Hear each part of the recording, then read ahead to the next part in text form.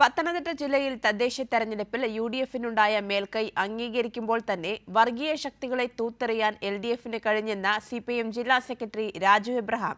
തോൽവിയുടെ കാരണം എൽഡിഎഫ് ഗൗരവമായി പരിശോധിക്കുമെന്നും രാജു എബ്രഹാം പറഞ്ഞു.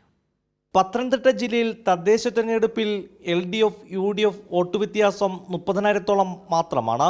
മുൻപ് യുഡിഎഫ് വലിയ വിജയം നേടിയപ്പോഴും പിന്നാലെ വന്ന നിയമസഭാ തെരഞ്ഞെടുപ്പിൽ എൽഡിഎഫ് നേട്ടമുണ്ടാക്കിയിട്ടുണ്ട്. വരുന്ന നിയമസഭാ തെരഞ്ഞെടുപ്പിലും ഇത് ആവർത്തിക്കും. മൊത്തത്തിൽ പരിശോധിക്കുമ്പോൾ ഏതാണ്ടൊരു 30,000 വോട്ടിൻ്റെ വ്യത്യാസമാണ് ഇപ്പോൾ വന്നിരിക്കുന്നത്.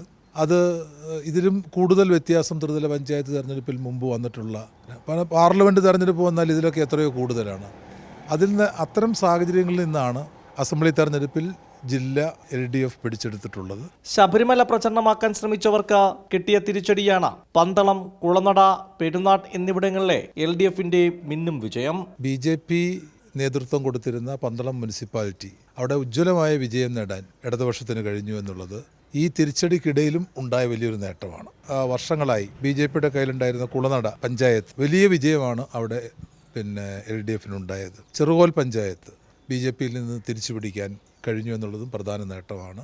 അതോടൊപ്പം തന്നെ കവിയൂർ പഞ്ചായത്ത് ബിജെപിയുടെ ഭരണം അവസാനിപ്പിക്കാൻ കഴിഞ്ഞു എന്നുള്ളത് മറ്റൊരു നേട്ടമാണ്. ശബരിമല സ്ഥിതി ചെയ്യുന്ന പെരുന്നാട് പഞ്ചായത്ത് മാത്രമല്ല, ശബരിമല സ്ഥിതി ചെയ്യുന്ന പഞ്ചായത്ത് വാർഡ് ബിജെപിയുടെ പക്കൽ നിന്ന് പിടിച്ചെടുക്കാൻ കഴിഞ്ഞു.